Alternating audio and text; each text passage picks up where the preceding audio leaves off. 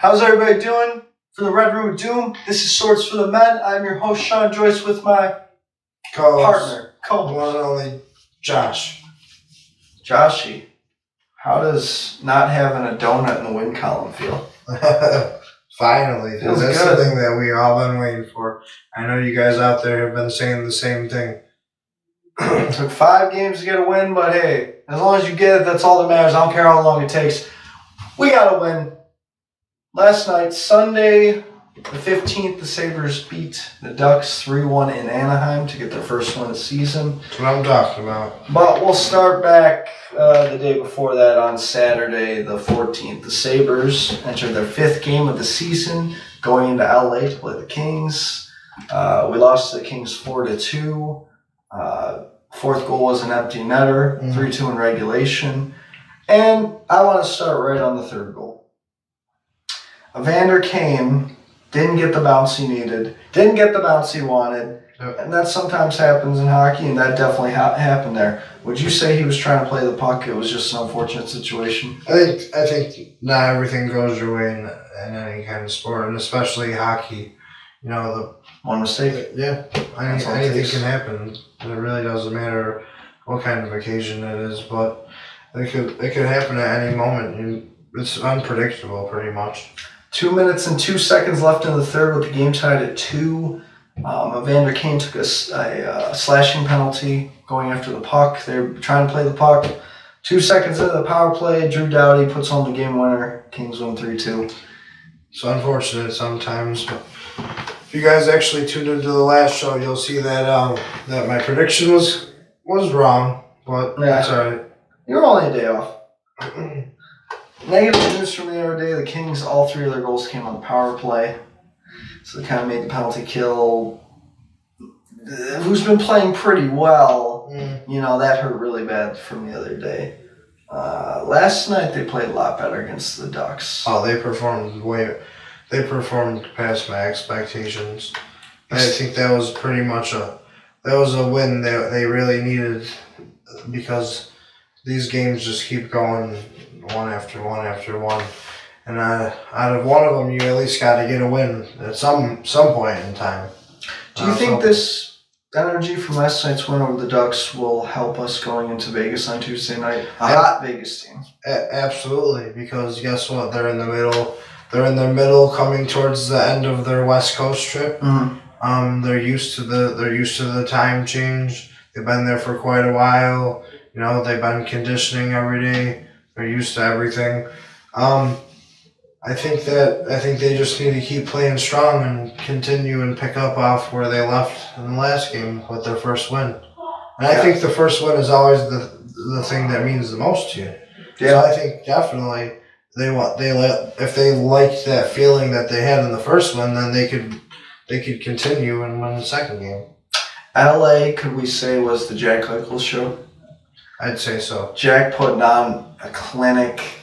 Everyone complains that the goals aren't there as much as the assists are, but that's because he's setting up plays. Because guess what? That shows good sportsmanship. He's a team player then. He knows his job as a center is to set up everyone else. And he's doing this for Jason Pominville. He's doing this for Zengus Gergensons, who scored the first goal against the Kings on Saturday night. In my opinion, I give him an A+ as a team player. He might not have the goals like you said, but all the other stats make up for it, and it shows that he's on ice enough. He has enough passes, he has enough assists. Obviously, we like him to score here and there, but he carries the team just like a leader should. And speaking of Jack scoring, our second goal of the game was Jack cutting across the neck on Jonathan Quick, nonetheless, and beating Jonathan Quick to the blow. That's not just an ordinary goalie. That's actually a well-known, respected goaltender around the league. Jack's got 5 assists and 2 goals in 6 games played, and I think that sounds excellent. It's just like that sounds fine to me. It's early on in the season, 2 goals, but 5 assists is really what carries him. Now, if it was like 2 goals, 2 assists, that's kind of low. But his 5 assists, that's 3 more than his goals. I think that that adds up. So it kind of weighs out him having less goals. Would you say Jack is maybe the best all-around center in hockey? He's making his teammates better. I mean by that. Yeah. Look what he's doing for Zemgus. I'd put him definitely as one of the top. And if we were going to be specific, I'd definitely put him as the top under 21. So I know that. I know McDavid says it plays, but Jack's making Pominville and Zemgus, and whoever you put next to Kane look like gold. They both. Now, don't get me wrong. McDavid is still a huge threat to the ice. Best player in the league. Eichel could be just as big as a threat to the ice, though. Yeah. And guess what? When you got guys around him, he's got good player instinct, so he's got guys to pass to him. Mm-hmm. He's got guys that he can pass to. So it works out. It works out on both sides to me. Especially on Saturday night, everybody. Jack with the goal and assist, setting up Zemgus Girgensson on the first one, and the second one, basically his own effort to get that in. Mm-hmm. But we'll slip to the back end of the ice. D played very well against the Kings and very well last night. But the power play, man, 3 for 3, that cost us the game. Yeah. And it's been inconsistency all over the place. One thing isn't working, and then another thing isn't working, and then another thing's not working. We know it's a whole new system. Yeah. How much more time do you think? We're seeing parts gel, but how much till we get together do you think? All of it? I think that they just needed their first win to get that feeling. Oh, okay. Honestly, I think they just needed that first win to get that feeling. And once that feeling got installed into their mind, they just got to play with that. They got to keep going through the next game, perform better, Confidence. Everything's up from here. Nothing's down from here. Everything's up from here. And you just got to play with that player mentality. So, how do you feel about the number one power play? Hey, if you got an itch, you got an itch. Hey, we're all human, right? So, how do you feel, though, about the number one power play in the league last year in the bottom 10 of the league right now? Power play is 4 for 21 right now. 2 for 22. Our penalty kill is 4 for 21. We scored 2 out of 22. See, I was just gonna diss you on the 4 for 21. Yeah, but you said that. You just said 2 for 22. Oh, yeah, worse. That's our penalty kill, which isn't that bad. But the Kings game, we gave up 3. Yeah. And but what is going on? The number one power play in the league is not scoring at all right now. That's where I think they need to look back at last season and say, hey, guys, we're the same people last year in the room that were capable of doing this. So let's step back up and be capable of doing this again, because if they know they have that capability, they have the opportunity to be better than what they were. I know Nate Beaulieu is the only swap, but Nate's an offensive defenseman. Yeah. So I don't know what the problem is. And we said that last show. And come on, yes, just like we said, one guy, I'm sorry to say, this is not an excuse. One guy should not change the whole thing up. Nope. 0 for 6 in both games over the weekend. 0 for 6. And we have too many skilled playmakers on the team to not be scoring like that. Now, your prediction was we were going to beat the Kings on Saturday, right? Yeah. Well, you were close. If Kane doesn't give up that penalty, we go to overtime. It's been much different. But you gave it to a team that's strong on the power play. It's the little things, and we gave the Kings the opportunity to stay in the game. Did you hear about that Jordan Nolan hit? Oh, man. Maybe he didn't like that guy. They're teammates, so he's like, I'm coming after you. Yeah. There's some talking going on. But the other day, my buddy and I were talking about, we don't have a fighter. Delorier was our fighter. I said, Jordan Nolan is our fighter now. Just hasn't gotten a fight yet. The day will come, but he definitely tried to set the tone. I'm sitting there. I'm waiting for him to just knock someone a good one, man. Nathan Beaulieu's fight in the game the other night was impressive. I mean, somebody's trying to get a spark going. And like you said, and I agree with you, maybe the spark was last night. But we finished out, Sabres lost 4-2. Kings got their last goal on an empty net on Saturday night, falling to 0-4-1, unfortunately. But they had to get right back at it. Sunday night, last night, the Sabres played the Ducks in Anaheim, continuing the road trip. Finally got their first win. The Ducks have been struggling. The Ducks have major injuries. Getzlaff was out, and then I knew they had about 5 or 6 other injuries. So this early in the year, they're already hurting. Perfect time to jump on a team that's injured, wouldn't you say? I'd say so. I'd say you got to take advantage of where you can get your first win at any point in time. You know, you can't go the whole season. And I think it would have been crazy. If you would have told me last month that the Sabres were even starting off 0-4. You'd be like, no, why? No, what? Did someone get hurt? I would have believed it. Did Jack get hurt? 2-2. You know, I don't think that would have been a real thing. But now I see what the team is capable of when they start playing well together. And there's been a few games out of the other ones that they actually still performed quite well. There's just things that happened on the other side of the ice. This will click, I believe. This will click. I think it will. It's just finally they gotta get back into their pace again. They gotta get in that movement. If we can just squeeze wins out here for the next 5 to 10 games because of the learning period, we'll be okay. We can ride out the rest of the year. And I'm excited. But speaking of excitement and speed. Hopefully. Oh, go ahead. Sorry. Oh, no, I was just going to say, we got Las Vegas coming up next, so. Speed don't stop. And speaking of speed, Justin Bailey. Oh. That yes. Justin Bailey hopped onto the ice Sunday night against Anaheim. Nothing makes me more excited than the hometown talent either. And I love that. That makes me so big on that guy, dude. Especially when he performs well. Mm-hmm. I love it. Now, he had 4 shots in the first 5 minutes and a goal. Our team went veteran heavy to start the year. As we've discussed, we put all our young guys in Rochester. Yeah.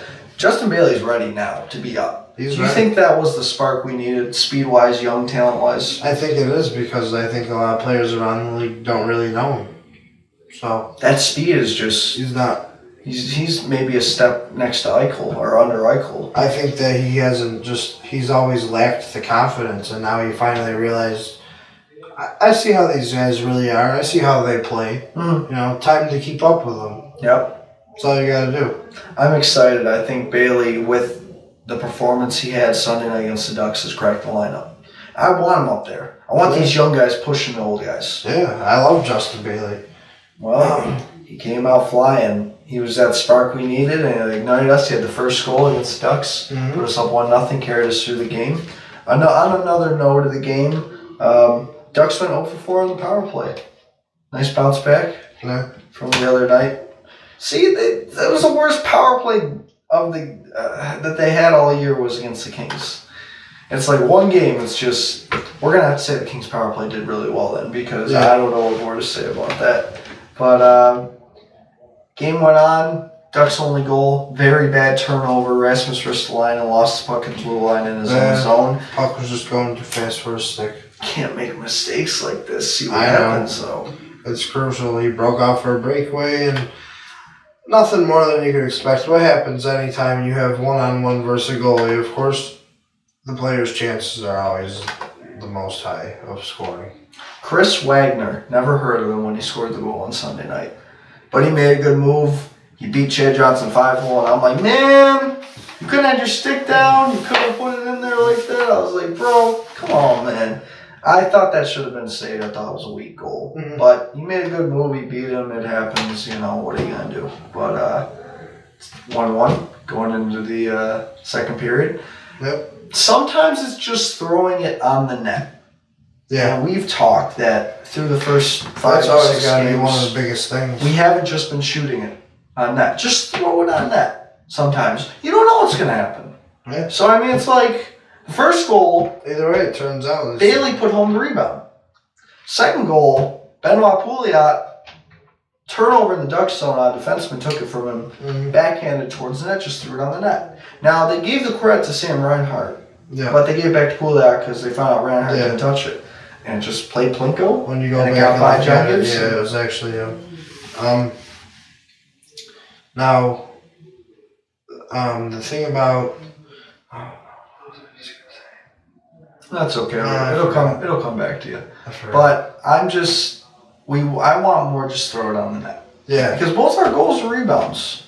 So I mean, that's what I want to see what happens when you just put it on. And the shots have been kind of low. They put up 31 shots last night. And okay.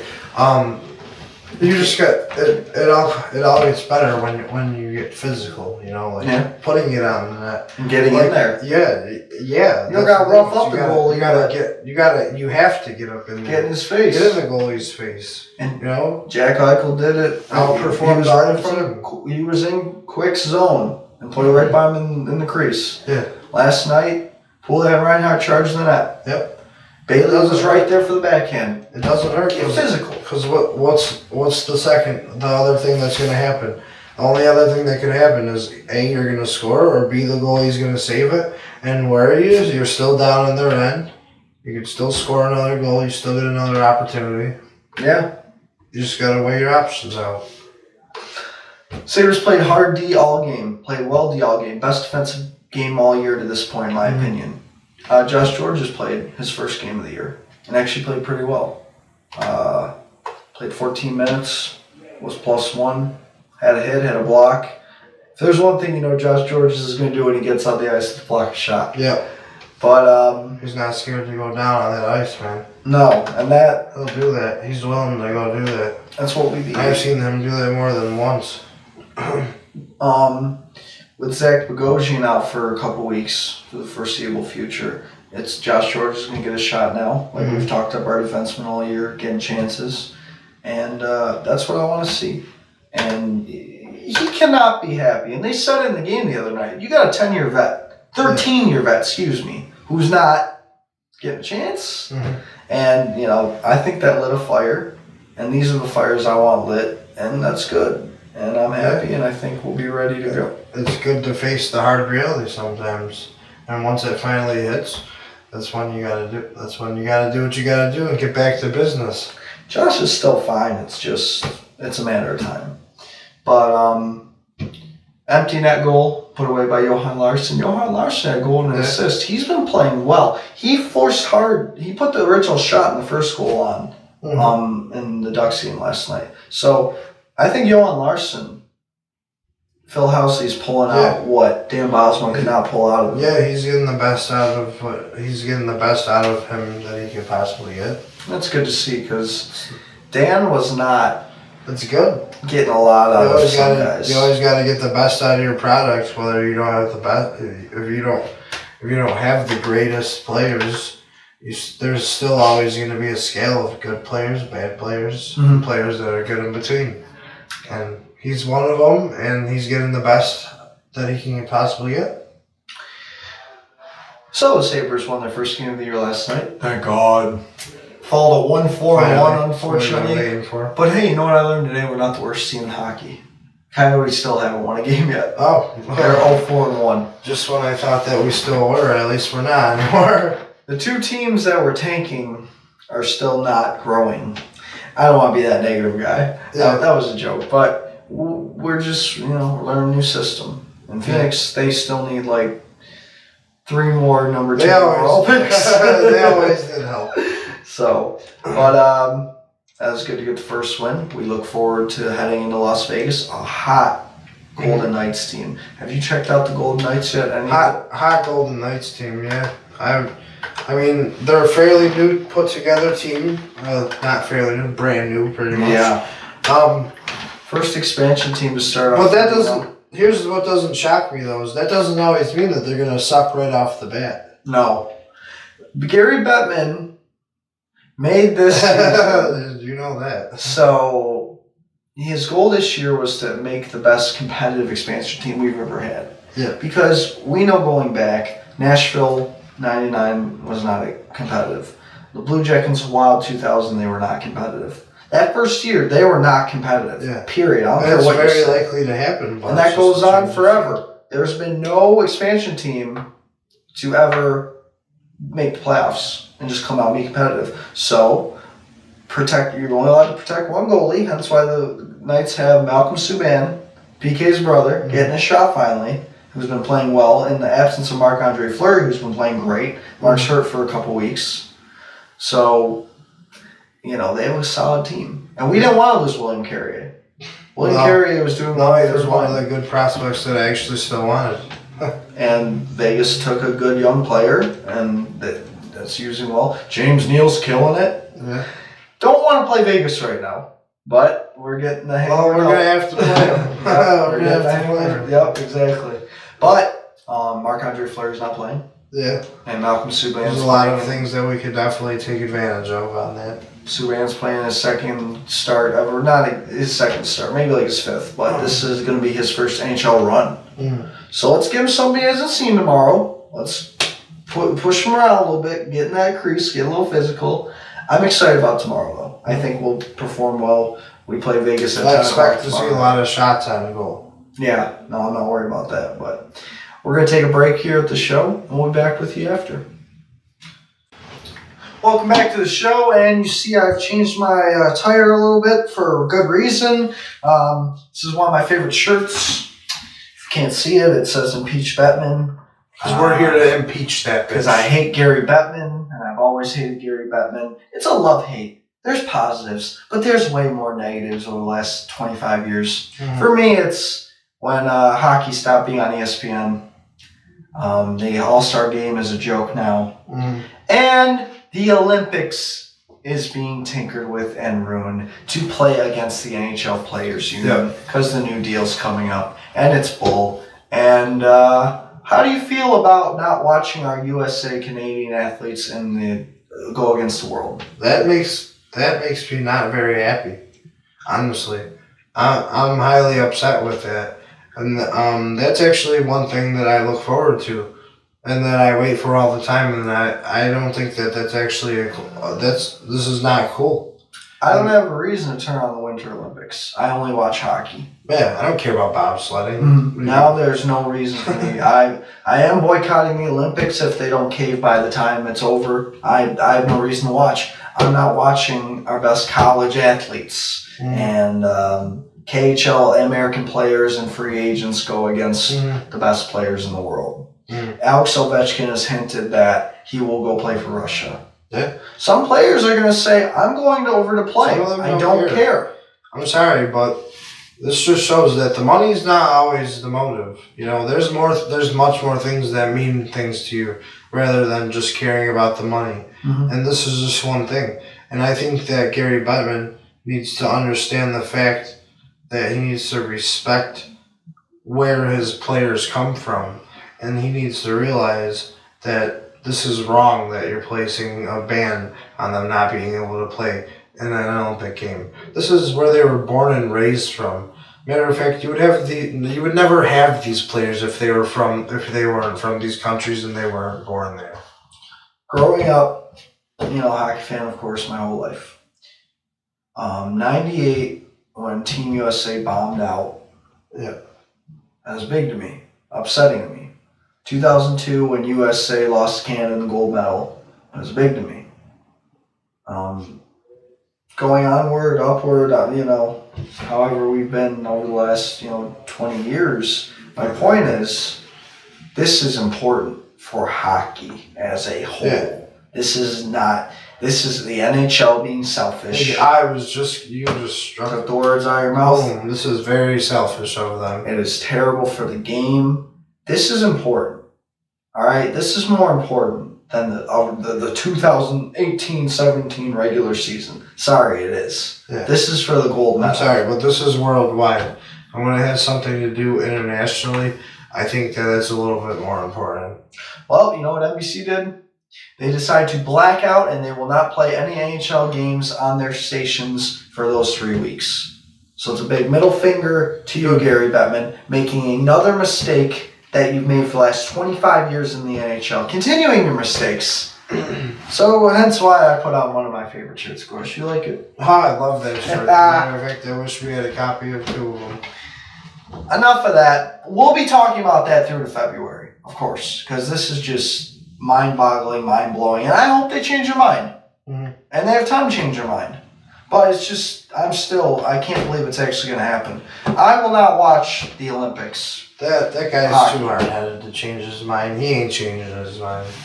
It's bull, not happy. The Players Union and the League of the NHL, that fight is the worst of the major four. Mm-hmm. They really fight each other. Hence, we've had a whole season lockout. Oh, it's just like... That was really dreadful. Frustrating. I remember that. But coming up into the next week, the Sabres return home from their long Western road trip. On Friday night, they get 3 days to relax. The lowly Vancouver Canucks come to town. It's nice that we're getting some of the bottom teams here. Yeah. The next 3 games are bottom teams. We definitely got to take advantage of that. Pull as many wins out of that as you can. If anything, I see nothing but just a big gold mine right here. We definitely got to take advantage of these very weak teams that we're playing. You've been talking about a run. We have an opportunity to go on a run. If we can beat Vegas tomorrow, we got the Canucks struggling. They're going to be a bottom 5 team this year. Mm-hmm. Sedins are old. They're moving forward with a rebuild. Bruins, Patrice Bergeron's been hurt all year, and it's been showing. They're hurting right now. They have 2 wins, I believe. Red Wings are rebuilding. They've been doing well, but the Wings are not a quality team. Very winnable. We can win those 3 games. Yeah, very winnable. It's gonna make me grab these pom-poms. Get us back in the square. Please get us back in the square. There's no reason to think right now, but you don't want to lose early games. You don't want to have to play catch-up all year. Yeah. You want some breathing room. You want to be able to be at the top, not climbing the ladder, you know what I mean? But out of the next 4 games here, we could get 3 of them. We could get 4 of them. It's not unlikely. Vegas will be hard tomorrow. Red Wings will be an even game, but we can beat the Canucks and the Bruins. Yes. The only negative I see out of the 2 is we play the Bruins Saturday night right after back. It's a back-to-back. Right back-to-back so game. We're going right to we're Boston. Traveling right to Boston. Yep. That's where I see the trap happening. So let's play maybe Tuukka Rask doesn't start on Saturday night. We'll see. And Boston's backup starts. Who's Khudobin? Antoine, I think. I don't know. I'm pretty sure. I don't get the first name right. He's beaten us before, I know, though, so can't really sleep on that. But it's fun to play Boston. I don't think they have any minute to sleep, honestly. I think they better stay awake the whole time because they need to. Right now they're playing that catch-up game, and it ain't good playing that catch-up game, so let's get back on it. We'll leave on this for today. Have you been excited from the last 2 games? 3. They played in San Jose well. So they lost by 2 goals in each game. Do you think it's finally starting? Honestly, I'm going to say I'll wipe away the first 2 games of the season. Okay. Act like you've never seen the Sabres. Play like you have been, even the game that you lost when you first started showing signs against the Sharks. Mm-hmm. Play like that, and then play like you did when you won the other night. And that's how you'll get the results. We sure as hell hope so. Sabres play the Golden Knights tomorrow night, and we will have our coverage for you on that. The Canucks and the Bruins next week. We'll see how we do in these next 3 games. Any last thoughts on the week, Josh? Players, anything? I got one word in my head. WIN. Win. I want to see what happens with Justin Bailey this week. Yeah. Where do they put him? 3rd, 2nd? Why not put him in the 2nd line? Let's see if he can spark O'Reilly. Yeah. I'm excited to spark the line because for that. You got one guy playing and you got another playmaker. So who they got to choose? They can't play all the guys. The competition is brewing. The system's starting to work. Little things are starting to get picked at. They're watching film. Don't sleep on the season yet. Everyone's whining. I don't want to hear the whining. This is hockey. This is a marathon. We don't have it just for 16 weeks. Yeah. Not mentioning a team right now. I'm just giving you a hint. You are right. If you lose a game in the NFL, that is the end of the world. If you lose 2 in hockey, you can bite it. Lose 4, you get a little mad, as we have been. You're gonna get angry. But plenty of time. Everything's starting to roll, it looks like. From the Red Room Studios, I'm your host, Sean Joyce, and my co-host. The one and only local co-host. It's Josh. See you guys later. Look for us on Facebook, Twitter. Subscribe, like, comment. We love you. Take care of us. We'll take care of you. We'll put out the information. Queen City Sports Network. Thank you, Josh. Have a good night, everybody.